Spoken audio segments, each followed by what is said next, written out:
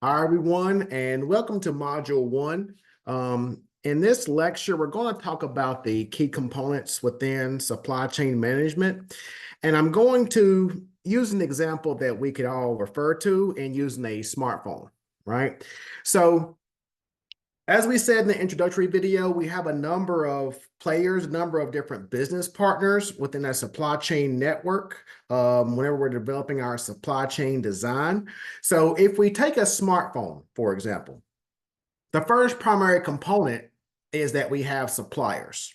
Now, I'm an Apple user, so I'm going to use Apple as an example. Sorry, Samsung users.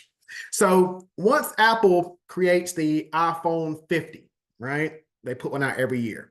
Whenever they're developing the technology for that product, they have to account for all of the raw materials, the glass, the motherboard, the buttons you see on the phone, the back of the phone, all these components that go into the iPhone, Apple has to identify suppliers or the sourcing for that particular product.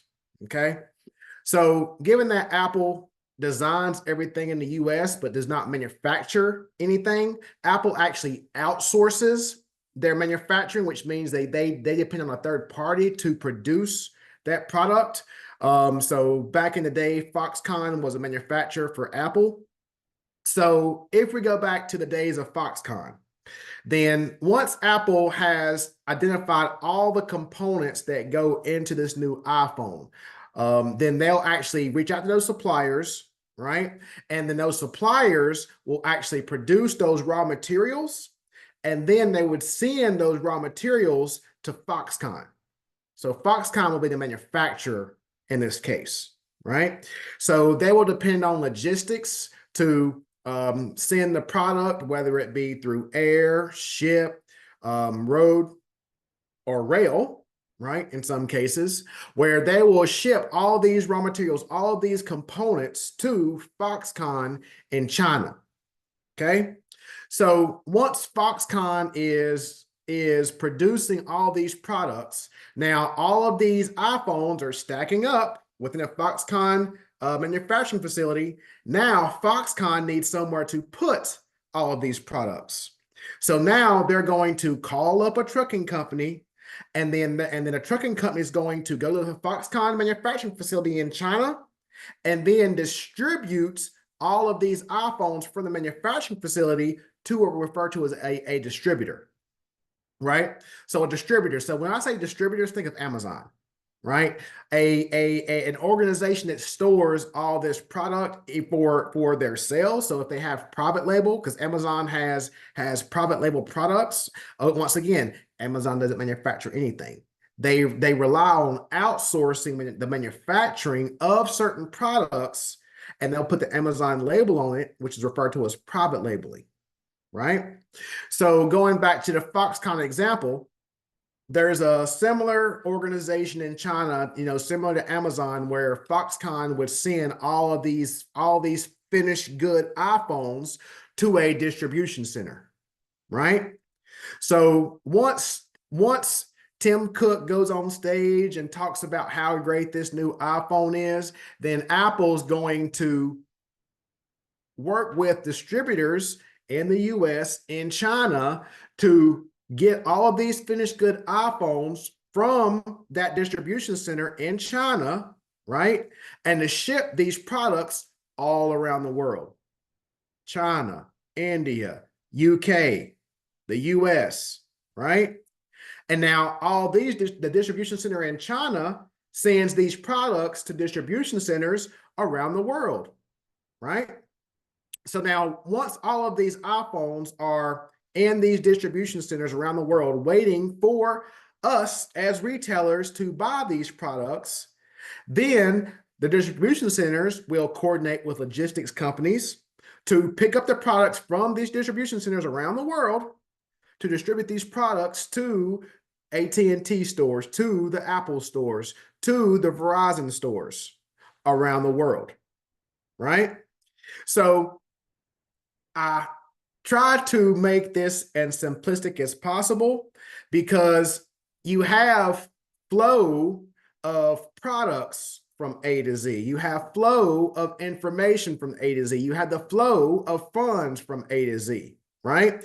So how do we know the Verizon store in Washington, D.C. needs a certain amount of products, right?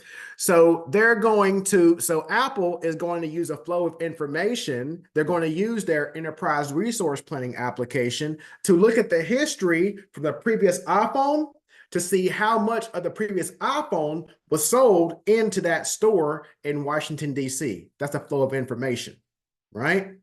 And that store had to send that information to Apple, right? So that Apple can create a forecast, which we'll discuss later on in this course, to anticipate how many purchases will be made in that Washington, D.C. location, right? So once they have identified how many products need to be shipped to that Washington, D.C. location, that's where the flow of products come into play, where it goes from a distribution center on the East Coast to that Apple store or Verizon store in Washington, D.C., right?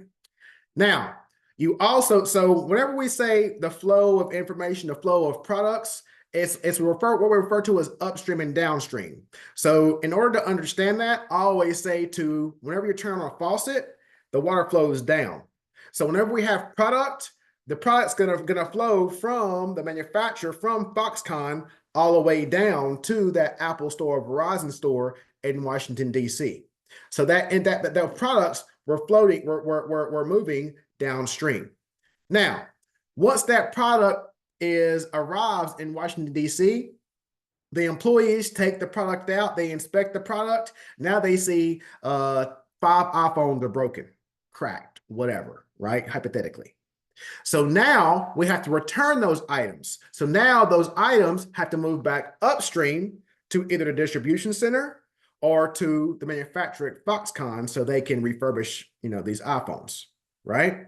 So now that's the flow of information. That's the flow of product. So finally, we have the flow of funds.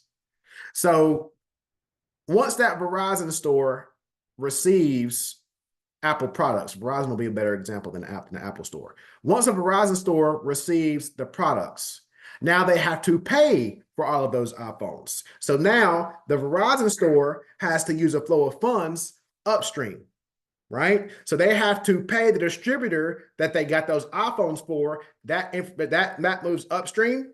And then once the distributor receives those funds from the Apple store, now the distributor has to pay Foxconn or Apple. And once again, those flows move upstream, right? Now, going back to our example of the broken iPhones, once the store sends those broken iPhones back up to the distributor, then the distributor refunds that store, and now the funds move downstream. Once again, turn the faucet on, funds move downstream, right? So those are the primary components to the supply chain. I hope that was helpful. Until next time.